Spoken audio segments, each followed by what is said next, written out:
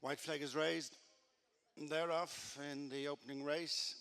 The eagerly awaited Skybet Killiney Novice Chase, grade 3 over 2.5 miles and 13 fences straight into the lead. The grey Asterion Forlonge, tracked by Envoi Allen.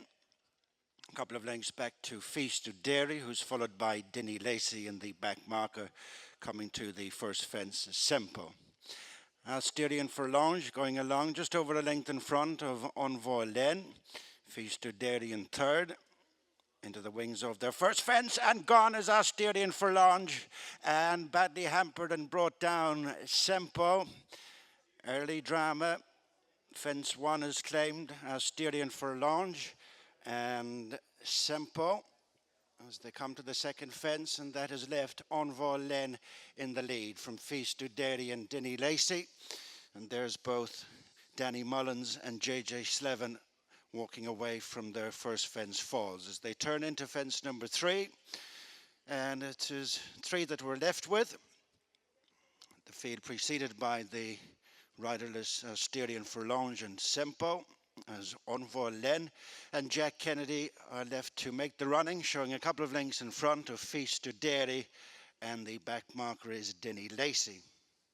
At fence number 3 and the last one next time, and the leader is Envoi Allen, followed by Feast to Dairy with the back marker Dinny Lacey. We started with 5 and down to 3 after the opening 3 fences in the Skybet Killiney Novice Chase. Envoi Allen, Jack Kennedy, followed by Feast to Dairy and Donna Myler. 3 lengths back to Dinny Lacey and Robbie Power, last of the 3. Beginning the uphill run to fence number 4, Envoi Allen, tracked by Feast to Dairy and Dinny Lacey in rear of the 3, as Envoi Allen is followed by Feast to Dairy going up to the bend. A couple of lengths back to Dinny Lacey, third and last. At the fence, the highest point of the track, which is number 5, Envoi Allen, followed by Feast to Dairy, tracked by Dinny Lacey, as they make the downhill run to fences 6 and 7. These two at approximately the halfway stage, and it's the undefeated Envoi Allen, last time winner of the Drinmore at Fairyhouse, carrying 11 pounds more than his 2 opponents left in the race, Feast to Dairy and Dinny Lacey, as they race downwards to fence number 6. A plain one before the first of 2 ditches. Envoi Allen, Feast to Dairy and Dinny Lacey continuing in the same order. Heading to fence number 7, taking them inside the halfway stage. Envoi Allen over from Feast to Dairy and Dinny Lacey as they turn to head into the back straight with another 6 fences left to jump. And it's Envoi Allen in the Cheveley Park stud colours, a length in front of Feast to Dairy in the black and pink, 3 lengths away to Dinny Lacey in the halved colours of Rob Kerr.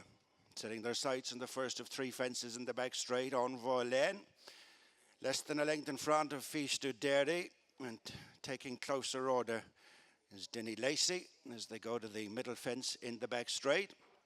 Envoi Allen, Jack Kennedy, tracked by Feast to Dairy and Donna Myler with the back marker Dinny Lacey and Robbie Power as they return to the point at which they started.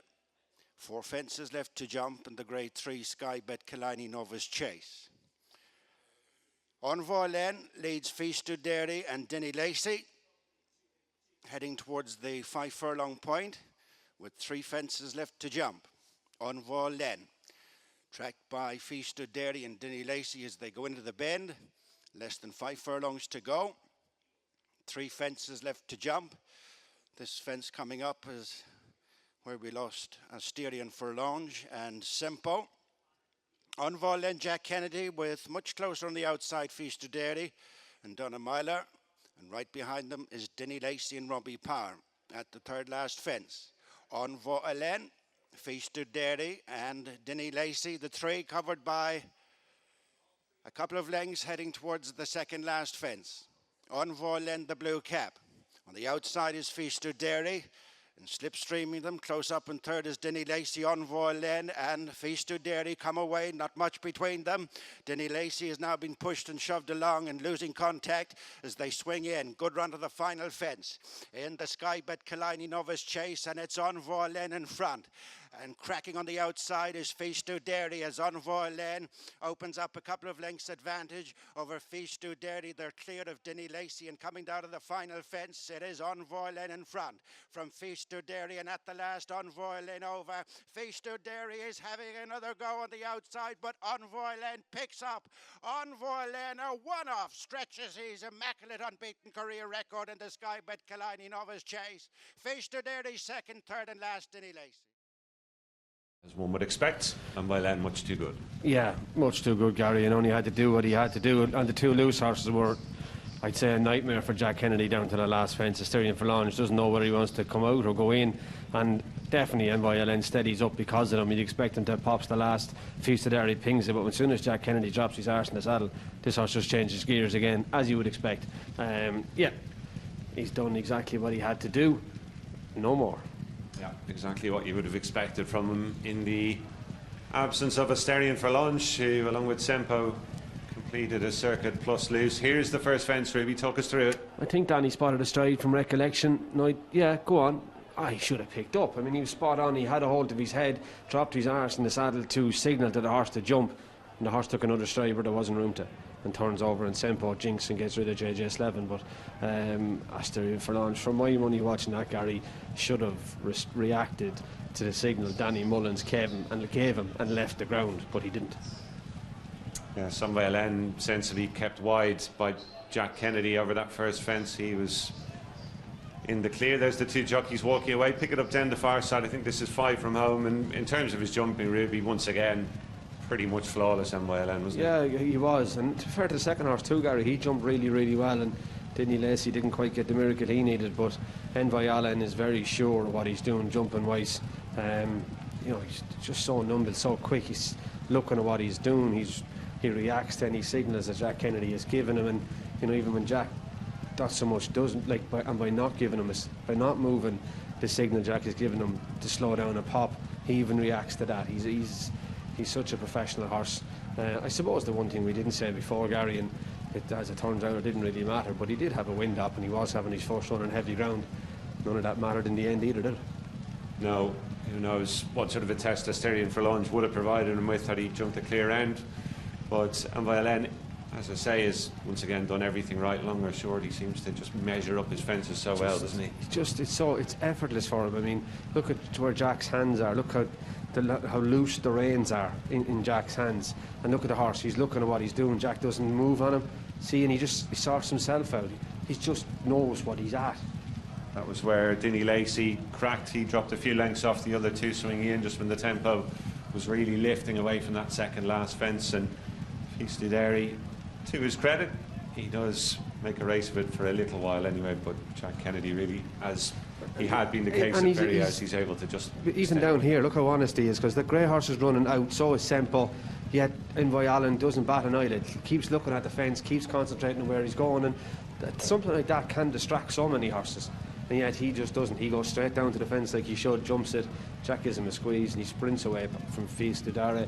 He's a great way of going. He's not keen, he's not free, he's relaxed, has plenty of speed. We didn't learn any more, the big opposition fell, but he's a perfect racehorse, isn't he? He really is, and most likely next step for him will be that, is it still the Morris Novice Chase at the Cheltenham Festival anyway, that intermediate Novice Chase. We're looking at the drone shots here now, actually, really give us a just to see the two horses run out by the last, but that fence now will be dragged out by the tractor, and the hurdle will be put in for the next Gary, and hopefully it'll be a bit more exciting than that was. Welcome back to Punchestown, where I've been joined by jockey Jack Kennedy, who's just partnered Envoi Allen to his 3rd consecutive win over fences, his 11th straight total. Jack, congratulations. Obviously, the race lost a lot of his interest at the first fence. That was no concern of yours, but overall, another very pleasing performance, I'm sure you feel. Yeah, exactly. We're delighted with him. He couldn't have done any more. So it's great. Pity that Asterion Forlonge fell at the first. It would have been nice to get a lead around and obviously get a proper race of it. But no, we're delighted he went and done it again anyway. Just talk us through the race from your point of view, Jack. You obviously saw Asterion Forlonge falling, and from that point on, he and Sempo, who he took out of the race as well, they went round with you for a fair bit of the journey, didn't they? Yeah, they had my heart in my mouth a couple of times, but no, it's great, especially Envoi Allen. He's so honest. They crossed over me at one of the fences down the back, and he never took his eye off the fence. So no, he's unbelievable. Even going to that last fence, there was a moment where it looked like the grey might jump it, and then at the last minute he decided not to. That would have put off other horses, wouldn't it? Yeah, a lot of horses now would have maybe gone down and took their eye off the fence and maybe galloped into it, but he got in underneath it and didn't touch a twig and was extremely quick away from the back of it as well. So he's a very clever horse. Just as we'd seen in the Envoi Novice Chase at Ferryhouse last time, Jack, it was that moment from the second last where Feast of Derry briefly was shaken up to make a race of it, but Envoi Allen then just is able to settle the issue in a few strides, isn't he? Exactly, yeah. He only really does what he has to do. He was very idle the whole way around until he was left in front. But as soon as I sat into the saddle, he put the race to bed. Yes, the second, in fairness, I know he had an awful lot to find on the figures, but he's not a bad horse, is he? No, he's not. I suppose his connections are obviously going to be delighted with the way he ran, so he's probably a horse to take out of the race, one for the future. Yeah, once again, your boy has done everything he had to do, though, and he's had 3 runs over fences now, Jack. They've all been relatively small fields. We were just saying, in normal terms, with a horse like him who's heading off to the Cheltenham Festival, you might have liked them to get a bit more match practice, but he just doesn't give the impression he needs it, does he? No, well, I suppose we won't know until the time comes, but you'd have to imagine that it shouldn't be a problem with the way he jumps and the way he goes throughout a race. He's extremely professional, so you'd imagine he should be okay anyway. And you mentioned ideally there you'd have rather had a lead today, and I'm sure you'll be hoping that might be the case next time, but at the same time it's good for you to know as well that he is versatile. He's got no problems making the run if he has to. Exactly, that's it. It's great. It's a weight off a jockey's mind when you can go out, and if plans change down at the start, you're able to take it into your own hands and tip away in front there or something. So it's great, yeah. Yeah, and just going into the race today, did you feel under any pressure? I wouldn't imagine so, did you? No. I suppose he's obviously a horse with a massive reputation, and he hasn't been beat yet, but they're animals, so the day is going to come sometime where he will get beat, but thankfully it wasn't today anyway. No, hopefully it'll be a long way away in the future as well, Jack, and we all look forward to seeing him in the future. You've got 2 rides left to come today. Just if you don't mind, give us a word on those, Excelsior and Amor Verdadero. Yeah, Excelsior, we'll learn an awful lot about him today. It's his first ever run on a race course, so we'll learn plenty about him. And Amor Verdadero, she's very versatile. She rarely runs a bad race, so we'll be hoping she can run well again today. Fingers crossed for those 2. The main business of the day, that was taken care of. Jack, great stuff. Thanks very much as always. Thanks very much. Thanks.